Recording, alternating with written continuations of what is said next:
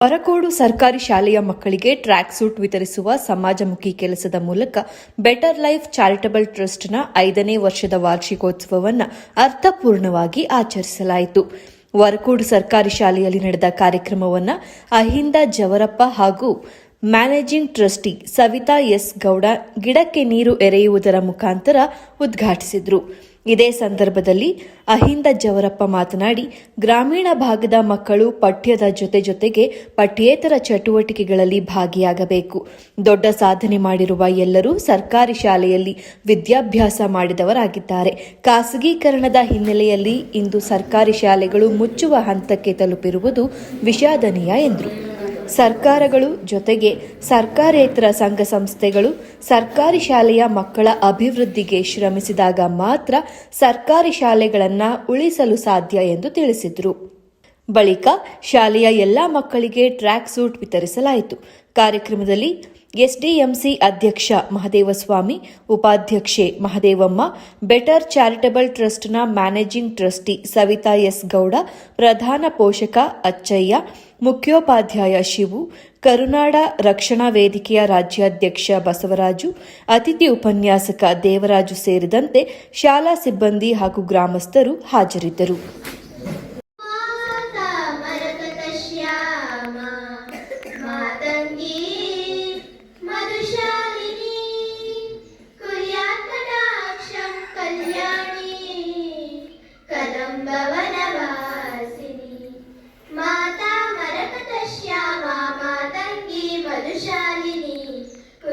कटाक्षं कल्याणी कदम्बवनवासिनी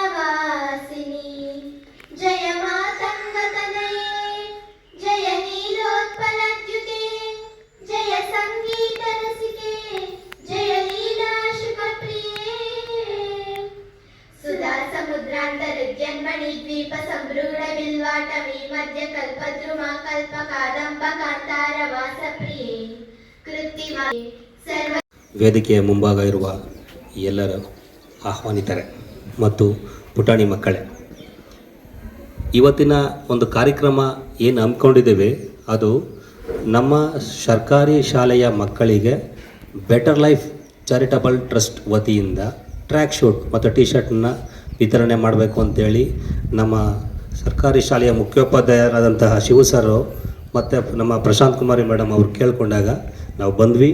ಇದ್ರ ಬಗ್ಗೆ ನಾವು ಚಿಂತನೆಗಳನ್ನ ನಡೆಸಿದ್ವಿ. ಇವತ್ತು ಆ ಒಂದು ಸುಸಂದರ್ಭ ಒದಗಿ ಬಂದಿದೆ, ನಾವು ಅದನ್ನು ಹಂಚ್ತಾ ಇದ್ದೀವಿ.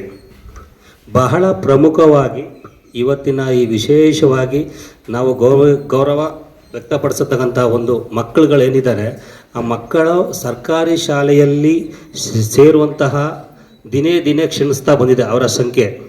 ಯಾಕೆ ಅನ್ನೋದ್ರ ಬಗ್ಗೆ ಯೋಚನೆ ಮಾಡ್ತಾ ಪೋಷಕರು ಮತ್ತು ಸರ್ಕಾರಿ ಶಾಲೆಯ ಇತರೆ ಎಲ್ಲ ಶಿಕ್ಷಕ ವೃಂದದವ್ರಿಗೂ ಕೂಡ ಸರ್ಕಾರ ತನ್ನದೇ ಆದ ರೀತಿಯಲ್ಲಿ ಹೇಳಿ ಕಳಿಸುತ್ತಾ ಇರ್ತದೆ. ಆದರೂ ಕೂಡ ಅವರು ಪ್ರತಿ ಮನೆಗೆ ಹೋಗಿ ಅವ್ರ ಮಕ್ಕಳನ್ನ ಶಾಲೆಗೆ ಸೇರಿಸಿ ಅಂತ ಕೇಳ್ತಾನೆ ಇರ್ತಾರೆ. ಆದಾಗ್ಯೂ ಕೂಡ ದಿನೇ ಶಾಲೆಯ ಮಕ್ಕಳ ಸಂಖ್ಯೆ ಪ್ರಮಾಣ ಕಡಿಮೆ ಆಗ್ತಾನೇ ಹೋಗ್ತಾ ಇದೆ. ಇದಕ್ಕೆ ಬೇರೆ ವಿಧಾನಗಳನ್ನು ರಾಜ್ಯ ಸರ್ಕಾರಗಳು ವಿವಿಧ ರೀತಿಯಲ್ಲಿ ಕಾರ್ಯಕ್ರಮಗಳನ್ನು ಹಮ್ಮಿಕೊಳ್ಳುವ ಮುಖಾಂತರ ಸರ್ಕಾರಿ ಶಾಲೆಗೆ ಮಕ್ಕಳನ್ನು ಸೇರಿಸಬೇಕು, ಖಾಸಗಿ ಶಾಲೆಯನ್ನು ಸ್ವಲ್ಪ ಅವಾಯ್ಡ್ ಮಾಡಬೇಕು ಅನ್ನೋ ದೃಷ್ಟಿಕೋನ ಇಟ್ಕೊಂಡು ಮಾಡ್ತಾ ಇದ್ದಾರೆ.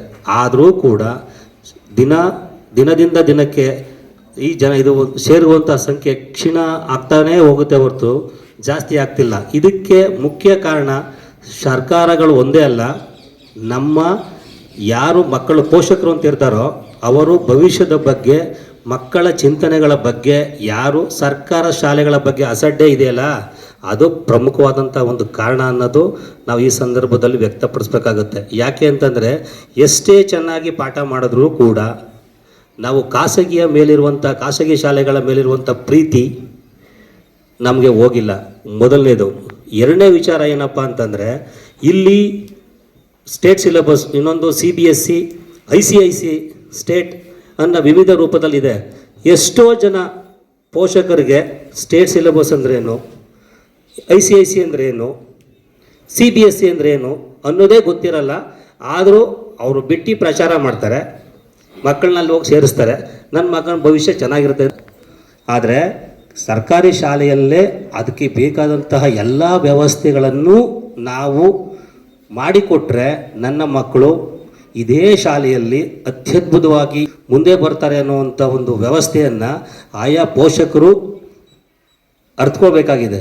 ಅದನ್ನು ಬೆಟರ್ ಲೈಫ್ ಚಾರಿಟಬಲ್ ಟ್ರಸ್ಟ್ ನಮ್ಮ ಕರುನಾಡ ರಕ್ಷಣಾ ವೇದಿಕೆಯ ರಾಜ್ಯಾಧ್ಯಕ್ಷರು ಒಂದು ರೀತಿ ಚಿಂತನೆಗಳನ್ನ ನಡೆಸಿ ಹಳ್ಳಿಗೂ ಈ ಒಂದು ಪ್ರಚಾರವನ್ನು ಮಾಡಬೇಕು, ಇದರ ಬಗ್ಗೆ ಅರಿವು ಮೂಡಿಸ್ಬೇಕು ಅಂತೇಳಿ ನಾವು ಅಂದ್ಕೊಂಡಿದ್ದೀವಿ. ಅದಕ್ಕೆ ಇವತ್ತಿನ ಈ ಕಾರ್ಯಕ್ರಮದ ಮುಖಾಂತರ ನಮ್ಮ ಶಿವ ಸರ್ ಅವರ ನೇತೃತ್ವದಲ್ಲಿ ಇವತ್ತಿನ ಚಾಲನೆ ಕೊಡಬೇಕು ಅಂತ ನಾವು ಅಂದ್ಕೊಂಡಿದ್ದೀವಿ. ಅದನ್ನು ನಿಮ್ಮ ಮುಂದೆ ಇವತ್ತು ವ್ಯಕ್ತಪಡಿಸ್ತಾ ಇದ್ದೀನಿ. ಈ ಒಂದು ಸುಸಂದರ್ಭದಲ್ಲಿ ಮಕ್ಕಳಿಗೆಲ್ಲರಿಗೂ ಮತ್ತೊಮ್ಮೆ ಶುಭಾಶಯನ ಕೋರ್ತಾ ನನ್ನ ಮಾತನ್ನು ಮುಗಿಸ್ತೀನಿ. ನಮಸ್ಕಾರ. ಬೆಟರ್ ಲೈಫ್ ಚಾರಿಟಬಲ್ ಟ್ರಸ್ಟ್ ಕುಟುಂಬದವರಿಗೂ ಎಲ್ರಿಗೂ ನಮಸ್ಕಾರ. ಇಲ್ಲಿ ಈ ಶಾಲೆಗೆ ನಾವು ಬಂದು ಟ್ರ್ಯಾಕ್ ಸೂಟ್ ಆಗ್ಲಿ ಸ್ವೀಟ್ ಆಗ್ಲಿ ಕೊಡೋದು ಮುಖ್ಯ ಅಲ್ಲ. ನೀವ್ ಎಷ್ಟು ಮಟ್ಟಿಗೆ ಓದುತ್ತೀರಾ, ನಿಮ್ ತಂದೆ ತಾಯಿಗೆ ಒಳ್ಳೆ ಹೆಸರನ್ನ ಹೇಗ್ ತಂದ್ಕೊಡ್ತೀರಾ ಅನ್ನೋದು ಮುಖ್ಯ.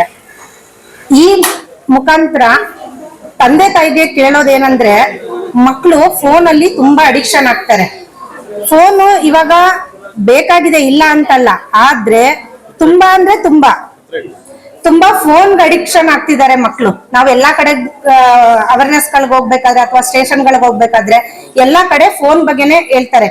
ಫೋನು ಮಕ್ಕಳು ಫೋನ್ ಇಟ್ಕೊಂಡ ತಕ್ಷಣ ಮಕ್ಕಳು ಹಾಳಾಗ್ತಾ ಇದ್ದಾರೆ, ಪಾಠದ ಕಡೆ ಗಮನ ಇರಲ್ಲ, ಫೋನ್ ಅಲ್ಲಿ ಕೊಟ್ಬಿಟ್ಟು ಕೂತ್ಕೋತಾರೆ. ತಂದೆ ತಾಯಿಗಳು ಏನೋ ಅಯ್ಯೋ ಅವ್ರಿಗೆ ಸಾಕಾಗಿರುತ್ತೆ, ವರ್ಕ್ ಮಾಡ್ತಿರ್ತಾರೆ ಅಥವಾ ಏನೋ ಒಂದು ಅವರು ಬಿಸಿ ಶೆಡ್ಯೂಲ್ ಅಲ್ಲಿ ಇರ್ಬೇಕಾದ್ರೆ ಏನ್ ಮಾಡ್ತಾರೆ, ಮಕ್ಳಿಗೆ ಫೋನ್ ಕೊಟ್ಬಿಡ್ತಾರೆ. ಆ ಫೋನ್ ಏನಕ್ಕೆ ಕೊಡ್ತೀವಿ ಅನ್ನೋದು, ಏನೋ ಮಕ್ಳು ಕೊಡ್ತಾರೆ, ಏನೋ ಪಾಠ ಇದೆ ಕೇಳ್ತಾರೆ ಅಂತ. ಬಟ್ ಮಕ್ಳುಗಳ ಕ್ಯೂರಿಯಾಸಿಟಿ ಏನೋ ಒಂದ್ ಬರ್ತಾ ಇರುತ್ತೆ. ನಾವು ನೋಡ್ತಾ ಇದ್ರೆ ಫೋನಲ್ಲಿ ಏನೋ ಇರುತ್ತೆ, ಇಲ್ಲಿ ಏನೋ ಒಂದು ಬರ್ತಾನೆ ಇರುತ್ತೆ. ಅದನ್ನ ಕ್ಯೂರಿಯಾಸಿಟಿಯಿಂದ ಅದು ಓಪನ್ ಮಾಡಿ ನೋಡ್ತಾನೆ ಇರ್ತಾರೆ. ಬಟ್ ಅಲ್ಲಿ ಒಳ್ಳೇದು ಕೆಟ್ಟದನ್ನ ಮಕ್ಳುಗಳಿಗೆ ಗೊತ್ತಿರಲ್ಲ. ಹಾಗಾಗಿ ನಮ್ ತಂದೆ ತಾಯಿಗಳು ಅಂದ್ರೆ ನಾವುಗಳು ಏನ್ ಮಾಡ್ತೀವಿ, ಮಕ್ಳನ್ನ ಯಾವ ರೀತಿ ಬೆಳೆಸ್ತೀವಿ ಆ ರೀತಿ ಮಕ್ಳು ಹೋಗ್ತಾರೆ. ಹಾಗಾಗಿ ಈ ಮುಖಾಂತರ ಏನ್ ಹೇಳ್ತೀನಿ ಅಂದ್ರೆ, ಫೋನ್ ನ ಆದಷ್ಟು ಅವಾಯ್ಡ್ ಮಾಡಿ ಮಕ್ಳಿಗೆ ಓದೋ ಕಡೆ ಗಮನ ಕೊಡ್ಬೇಕು ಅಂತ ಕೇಳ್ಕೊತೀನಿ. ತಂದೆ ತಾಯಿಗಳು ನಾವ್ ಹೇಗೆ ಮಕ್ಳನ್ನ ಬೆಳೆಸ್ಕೊಂಡು ಹೋಗ್ತೀವಿ ಹಾಗೆ ಮಕ್ಳುನು ಬೆಳಿತಾರೆ. ಸೊ ಹಾಗಾಗಿ ಓದೋ ಕಡೆ ಗಮನ ಕೊಡ್ಸಿ, ಮತ್ತೆ ಪತ್ರಿಕೆಗಳು ಓದಕ್ಕೆ ಹೇಳಿ. ದಿನ ಬೆಳಗಾದ್ಮೇಲೆ ತಂದೆ ತಾಯಿಗಳು ನಾವ್ ಹೇಗ್ ನಡ್ಕೊಂಡು ಹೋಗ್ತೀವಿ, ಪತ್ರಿಕೆ ಬೆಳಗ್ಗೆ ಮನೆಗೆ ಪೇಪರ್ ಬರುತ್ತೆ, ಓದ್ಬೇಕು.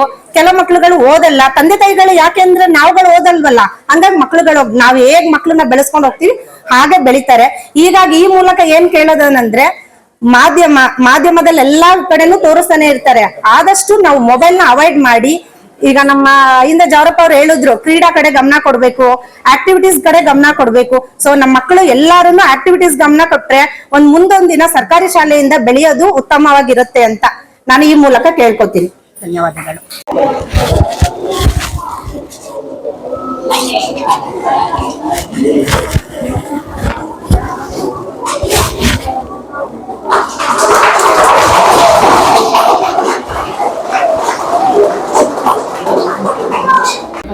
ಇನ್ಸ್ಟ್ರೂಮೆಂಟ್ಸ್ಗಳು ಬೇಕು ಅದು ಕೊಡೋಂಥದ್ದು.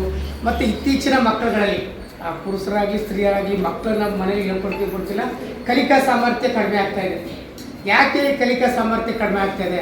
ಮಕ್ಕಳಲ್ಲಿ ಈ ಕಲಿಕಾ ಸಾಮರ್ಥ್ಯನ ಹೆಚ್ಚಿಸಿ ಅವರು ಎಲ್ಲ ಕಾಂಪಿಟೇಟಿವ್ ಎಕ್ಸಾಮ್ಗಳಲ್ಲೂ ಬರೀ ಶೈಕ್ಷಣಿಕ ವಾತಾವರಣದಲ್ಲಿ ಅಷ್ಟೇ, ಬೇರೆ ಬೇರೆ ಕ್ಷೇತ್ರದಲ್ಲೇ ಯಾಕೆ ಇವ್ರು ಸಾಧನೆ ಮಾಡ್ತಾ ಇಲ್ಲ ಅಂತ ಈಗ ಒಂದು ತನಿಖೆ ಮಾಡಿ ಸರ್ಕಾರಗಳಿಗೆ ವರದಿ ಕೊಡುವಂಥ ಕೆಲಸವೇ ಇಂಥ ಸಂಸ್ಥೆಗಳು ಗುರುತಿಸಿ, ಖಾಸಗಿ ಸಂಸ್ಥೆಗಳು, ಟ್ರಸ್ಟ್ಗಳು ಸರ್ಕಾರಿ ಶಾಲೆಗಳಿಗೆ ಹೋಗಿ ಆ ಮಕ್ಕಳ ಶಿಕ್ಷಕರ ಕೊರತೆ ಇದೆಯಾ ಅಥವಾ ಪಠ್ಯೇತರ ಚಟುವಟಿಕೆಗಳಲ್ಲಿ ಯಾವ ರೀತಿ ಕೊರತೆಗಳಿದೆ, ಅದಕ್ಕೆ ನಾವು ಏನು ಮಾಡ್ಬೋದು, ನಮ್ಮ ಜವಾಬ್ದಾರಿಗಳನ್ನು ಟ್ರಸ್ಟ್ಗಳು ಮಾಡ್ಕೊಂಡವರು ನಾವು ಏನು ಯಾವ ರೀತಿ ಆ ಮಕ್ಕಳ ಶೈಕ್ಷಣಿಕ ಗುಣಮಟ್ಟನ ಇಂಪ್ರೂವ್ ಮಾಡೋಕ್ಕೆ ಏನು ಮಾಡಬೇಕು ಅಂತ ಒಂದು ಕಡೆ ಈ ಥರ ಸರ್ಕಾರ ಮತ್ತು CSR ನಿಧಿ ಮತ್ತು ಈ ಥರ ಸಂಘ ಸಂಸ್ಥೆಗಳು ಟ್ರಸ್ಟ್ಗಳು ಆ ಥರ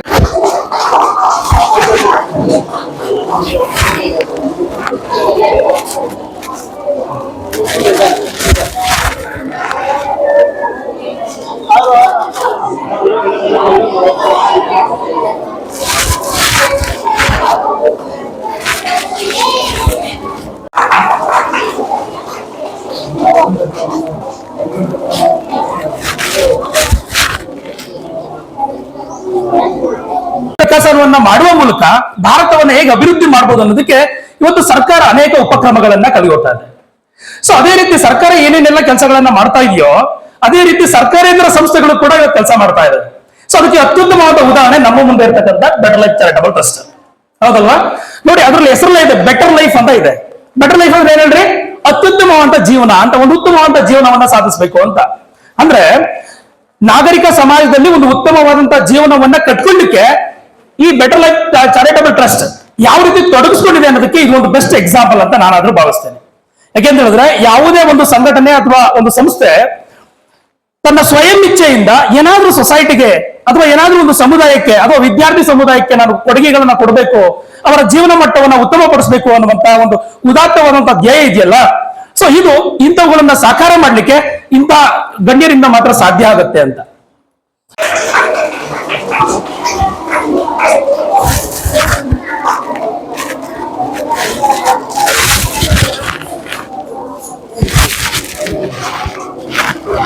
ಸೋನೆ ಮೇಡಮ್ ಅವ್ರು ಹೇಗೋ ವಿಚಾರ ಗೊತ್ತಾಗಿ, ಸರ್ ನಮ್ದು ಟ್ರಸ್ಟ್ ಇದೆ, ನಮ್ಮ ಟ್ರಸ್ಟ್ ವತಿಯಿಂದ ನಾವು ಇದಕ್ಕೆ ವ್ಯವಸ್ಥೆ ಮಾಡ್ಕೊಡ್ತೇವೆ ಸರ್ ಅಂತ ಹೇಳಿದ್ರು. ಆದಾಗ್ಯೂ ಕೂಡ ನಾನು ಇಷ್ಟೊಂದು ಬೆಲೆ ಬಾಳುವಂತ ಅದನ್ನ ಕೊಡ್ಲಿಕ್ಕೆ ಸಾಧ್ಯನಾ ಅಂತ ಒಮ್ಮೆ ಒಂದ್ ಕಡೆ ಎಲ್ಲೋ ಅನಿಸ್ತಾ ಇತ್ತು. ಇಲ್ಲ ಸರ್ ಅವ್ರು ಮಾತಾಡ್ತಾರೆ ಅಂತೇಳಿ ಸವಿತಾ ಮೇಡಮ್ ಅವರು ಶಾಲೆಗೆ ಬಂದ್ರು, ಕಳೆದ ಒಂದು 10-20 ದಿವಸದಿಂದ ಬಂದ್ರು. ಸೊ ಅವರಲ್ಲಿ ನಾವು ಕೇಳ್ಕೊಂಡ್ವಿ, ನಮ್ಮ ಶಾಲಾ ಮಕ್ಕಳಿಗೆ ಸುಮಾರು 100 ಮಕ್ಕಳು ವಿದ್ಯಾರ್ಥಿಗಳು ವ್ಯಾಸಂಗ ಮಾಡ್ತಾ ಇದಾರೆ, ಈ ತರದ್ ಏನಾದ್ರು ನಮ್ಗೊಂದು ಅವಕಾಶ ಮಾಡ್ಕೊಡಿ ಅಂತ ಕೇಳಿದಾಗ ಅವ್ರು ಬಹಳ ಸಂತೋಷದಿಂದ ಒಪ್ಕೊಂಡು, ಸರ್ರು ಕೂಡ ಆಯ್ತು ನಿಮ್ಗೆ ಶಾಲೆಗೆ ಏನ್ ಅಗತ್ಯ ಇದೆ, ಮಕ್ಕಳಿಗೆ ಒಂದು ಸಮಾನತೆ ಮತ್ತು ಒಂದು ಒಳ್ಳೆಯ ನಾವೆಲ್ಲ ಒಂದೇನೋ ಭಾವನೆಯನ್ನ ಬರಲಿ ಅನ್ನೋ ದೃಷ್ಟಿಯಿಂದ ಅವ್ರಿಗೆ ಅಗತ್ಯ ಇರ್ತಕ್ಕಂತಹ ಟ್ರ್ಯಾಕ್ ಶೂಟ್ ಮತ್ತೆ ಟಿ ಶರ್ಟ್ ಗಳನ್ನ ಕೊಡುವಂತ ವ್ಯವಸ್ಥೆ ಮಾಡ್ತೀವಿ ಸರ್ ಅಂತಂದ್ರು. ನಾನು ಎಲ್ಲ ನೆಕ್ಸ್ಟ್ ಮುಂದಿನ ವರ್ಷ ಶೈಕ್ಷಣಿಕ ವರ್ಷಕ್ಕೆ ನೀಡಬಹುದೇನೋ ಅಂತ ಅನ್ಕೊಂಡಿದ್ದೆ. ಅವ್ರು ತಕ್ಷಣವೇ ಅದನ್ನ ಅರೇಂಜ್ ಮಾಡ್ಕೊಟ್ಟಿದ್ದಾರೆ ಸರ್. ಎಲ್ಲ ನಮ್ಮ ಈ ಒಂದು ಬೆಟರ್ ಲೈಫ್ ಚಾರಿಟಬಲ್ ಟ್ರಸ್ಟ್ ಅಧ್ಯಕ್ಷರು, ಪದಾಧಿಕಾರಿಗಳು ಎಲ್ರಿಗೂ ಕೂಡ ನಾನು ಶಾಲೆಯ ಪರವಾಗಿ, ಶಿಕ್ಷಕರ ಪರವಾಗಿ ಹಾಗೂ ವೈಯಕ್ತಿಕವಾಗಿ ತಮಗೆ ಧನ್ಯವಾದಗಳನ್ನು ಹೇಳಕ್ ಇಷ್ಟಪಡ್ತಾ ಇದ್ದೇನೆ. ಹಾಗಾಗಿ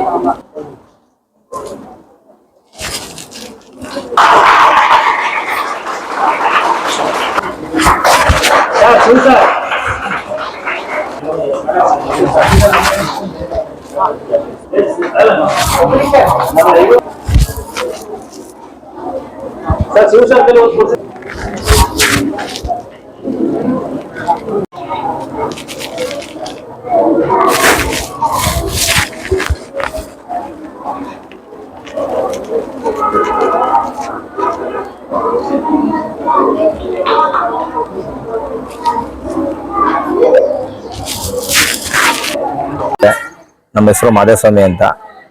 ನಮ್ಮ ವರ್ಕೋಡು ಪ್ರಾಥಮಿಕ ಶಾಲೆ ಅಧ್ಯಕ್ಷರು. ನಮಗೆ ಈ ಶಾಲೆಗೆ ಬಂದು ನಮಗೊಂದು ಭಾರಿ ಖುಷಿ ಆಯಿತು. ಈ ಶಾಲೆಗೆ ಕೆಲಸ ಮಾಡೋವಂಥ ಒಂದು ಹುಮ್ಮಸ್ಸು ಇನ್ನೂ ಜಾಸ್ತಿ ಹೆಚ್ಚಿನಂತೆ ಇದು ಮಾಡ್ತಿದ್ದೀನಿ. ನಮಗೆ ಕಾರ್ಮೆಂಟ್ ಏನಿದೆ ಆ ಹೆಚ್ಚಿನ ರೀತಿ ಮಾಡಬೇಕು ನಮ್ಮ ಶಾಲೆನ ಅಂತ ಒಂದು ಆಸೆ ಇಟ್ಕೊಂಡು ಇದೆ. ಇನ್ನೂ ಮುಂದೆ ಕೆಲಸಕ್ಕೆ ಮಾಡುವಂಥ ರಿಜಿಸ್ಟರ್ ಮಾಡಿದ್ದೀನಿ. ಈಗ ಬೆಟರ್ ಟ್ರಸ್ಟ್ ಅನ್ನು ನಮಗೆ ಅಗ್ರಹಾರ ಮೈಸೂರು ನಮಗೆ ಭಾರಿ ಖುಷಿ ಆಯಿತು. ನಮ್ಮ ಶಾಲೆಗೆ ಏನು ಕೆಲಸ ಮಾಡಿದ್ರೆ ಇನ್ನೂ ಖುಷಿ ಆಯಿತು. ಈ ಥರ ನಮಗೆ ಬೆಲೆ ಬೆಳೆದ ವಸ್ತು ಕೊಡ್ತದೆ ಅಂತ ಅನ್ಕೊಂಡಿರಲಿಲ್ಲ. ನಮ್ಮ ಸರ್ ಶಿವ ಸರ್ ಹೇಳಿದ್ರು. ನಮ್ಗಿನ್ನೂ ಈಗ ಸ್ವೀಟ್ ಮುಖಾಂತರ ನಮಗೆ ಶಾಲೆಗೆ ನಮ್ಮ ಬಟ್ಟೆಗಳು ಮಕ್ಕಳಿಗೆ ಏನು ಮುಂದಕ್ಕೆ ಶಿಸ್ತಲ್ಲಿ ಇರಬೇಕು ಕಾರ್ಪೆಂಟ್ ರೀತಿ ಆ ರೀತಿ ಮಾಡಿಕೊಟ್ಟಿದ್ದಾರೆ. ನಮಗೆ ವಂದನೆಗಳು. ನಮಸ್ತೆ. ಇದು ಮೈಸೂರು ತಾಲೂಕು, ಮೈಸೂರು ಜಿಲ್ಲೆ ಸರ್ಕಾರಿ ಪ್ರಾಥಮಿಕ ಮತ್ತು ಪ್ರೌಢಶಾಲೆ ವರ್ಕೋಡು.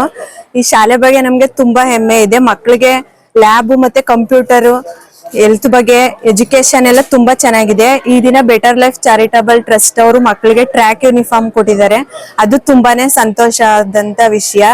ಇದೇ ರೀತಿ ಮಕ್ಕಳಿಗೆ ಇದೊಂದೇ ರೀತಿಯಲ್ಲ, ಬೇರೆ ತರದಲ್ಲೂ ಮಕ್ಕಳಿಗೆಲ್ಲ ಸಹಾಯ, ಹೆಲ್ತ್ ಬಗ್ಗೆ ಆಗಿರ್ಬೋದು, ಅವ್ರಿಗೆ ಸ್ಪೋರ್ಟ್ಸ್ ಬಗ್ಗೆ ಮತ್ತೆ ಲ್ಯಾಬ್ಸ್ ಎಲ್ಲ ಇಲ್ಲಿ ಇದೆ. ಅದಕ್ಕೆ ಇನ್ನೂ ಹೆಚ್ಚಾಗಿ ಮಕ್ಕಳು ಲ್ಯಾಬ್ ಅಲ್ಲಿ ಕಲಿಯಂತ ವಿಷಯಗಳು ಬೇಕಾದಂತ ಪೂರಕ ವಸ್ತುಗಳನ್ನ ಬೆಟರ್ ಲೈಫ್ ಚಾರಿಟಬಲ್ ಟ್ರಸ್ಟ್ ಇಂದ ಇನ್ನು ಮುಂದೆ ಇದೇ ತರ ಸಹಾಯ ಮಾಡಿ ಅಂತ ಕೇಳ್ಕೊತೀವಿ. Rajini. Better life charitable trust ಬಗ್ಗೆ ನನಗೆ ತುಂಬಾ ಖುಷಿ ಆಯಿತು. ಯಾಕಂದ್ರೆ ನಮ್ಮ ಸರ್ಕಾರಿ ಶಾಲೆಯಲ್ಲಿ ಮಕ್ಕಳಿಗೆ ಟ್ರ್ಯಾಕ್ ಸೂಟ್ ಅನ್ನು ವಿತರಿಸಿದ್ದಾರೆ. ನಂಗೆ ತುಂಬಾ ಖುಷಿ ಆಯ್ತು. ಸರ್ಕಾರಿಗೆ ಇದೇ ತರ ಮಕ್ಕಳಿಗೆ ಸಹಾಯ ಮಾಡ್ಬೇಕು ಅಂತ ಕೇಳ್ಕೊತೀನಿ. ಹಾಗೂ ನಮ್ಮ ಸವಿತಾ ಮ್ಯಾಮ್ ಅವರು ತುಂಬಾ ಸಹಾಯ ಮಾಡ್ತೀನಿ ಅಂತಿದ್ದಾರೆ. ಮುಂದೆ ಮಕ್ಕಳಿಗೆ ಅನುಕೂಲ ಆಗಷ್ಟು ಸಹಾಯ ಮಾಡ್ಬೇಕು ಅಂತ ಕೇಳ್ಕೊತೀನಿ.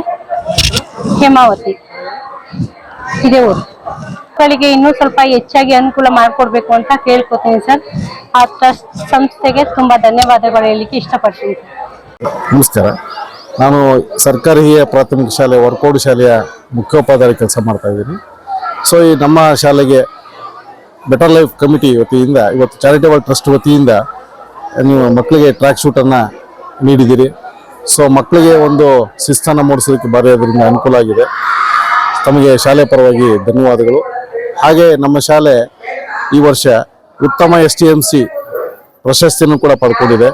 ಅದರ ಅಂಗವಾಗಿ ಶಾಲೆಗೆ 75,000 ರೂಪಾಯಿ ಅನುದಾನ ಶಾಲೆಗೆ ಬರ್ತಾ ಇದೆ. ಶಾಲೆಯ ಪ್ರಗತಿಗೆ ಮತ್ತಷ್ಟು ಅದರಿಂದ ಅನುಕೂಲ ಆಗುವಂಥ ಅವಕಾಶಗಳು ಸಿಕ್ಕಿವೆ.